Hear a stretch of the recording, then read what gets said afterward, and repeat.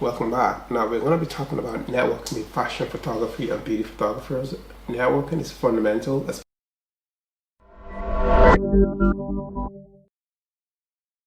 when it comes to fashion photography. You need to know how to get your name out there and to network with the right people. Sometimes I've seen from experience a lot of talented photographers that don't get enough exposure, and the main fundamental is not networking. Now, obviously now you can do that with Instagram, you can do that with TikTok, you can do that online by posting content, but you also need to show up in person to make sure that you meet with the right people. 9 out of 10 times in fashion photography, the deals are done who you know or who's right, not necessarily based on merit. Sometimes brand might reach out to you and say they like your work, but you might still need to be put through someone to guide you through to navigate that process of saying, okay, come on board. I've got a new model, a fantastic model, or I've got a new photographer, a very talented photographer that's perfect for your shoot. And there's no better way than being the one that you recommended.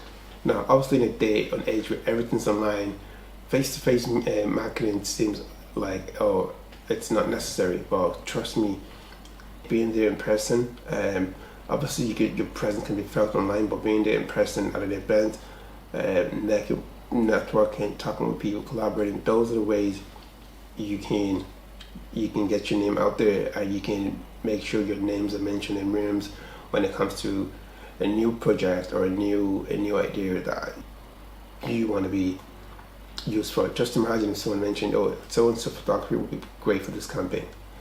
That's all the purpose of networking is. That's what networking is essentially.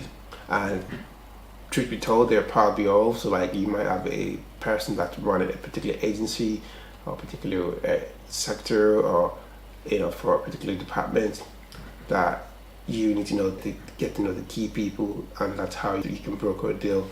Now, obviously, let's not confuse followers and social media. Having following is great. Like I said, I would not focus on followers, because I know a lot of followers that have a lot of following and they can't even make rent. They can. The most important thing is to get your face out there, put your name out there, network with as many people, but strategically network while simultaneously making sure you're building your personal brand.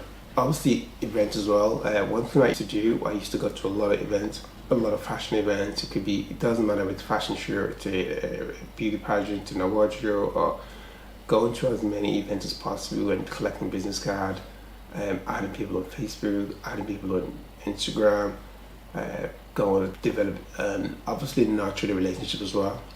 Nurturing the relationship, that's exactly how you will get your name out there. And obviously, you can also volunteer your service. If it's a charity show, for example, you can volunteer your service. And this is not necessarily mean to work for spec or for free, but there's some benefit to working, to networking, and obviously your personal images as well. As a photographer, sometimes people might be shallow sometimes and think, oh, this person doesn't look the part, or maybe they might say, oh, this person is too young to do this particular job, even though your skill set's set differently. They might want someone older.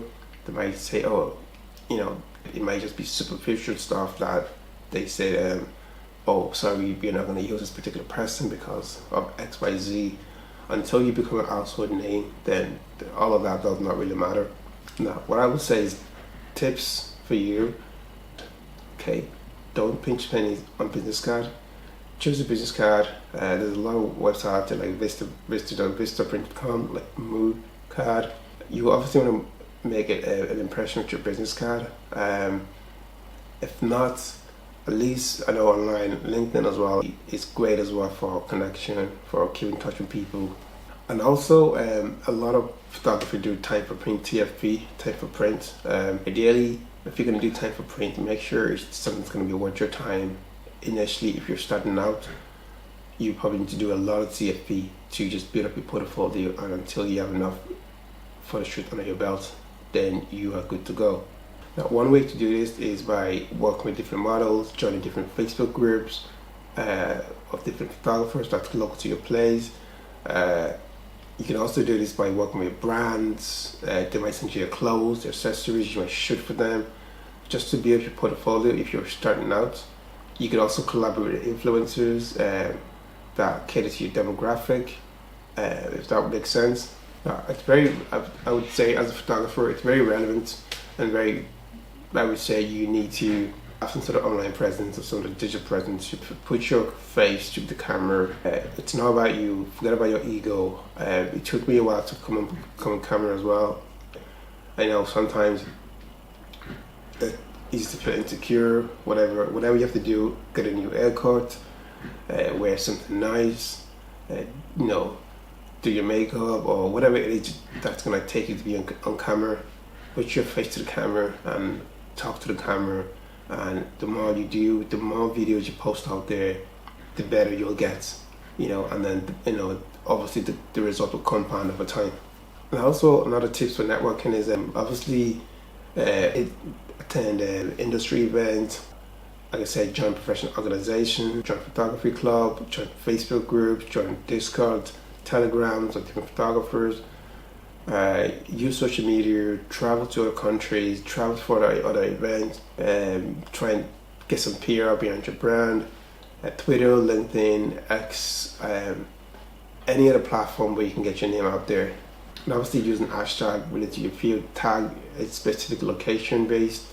So in your bio it could be Vancouver based photography.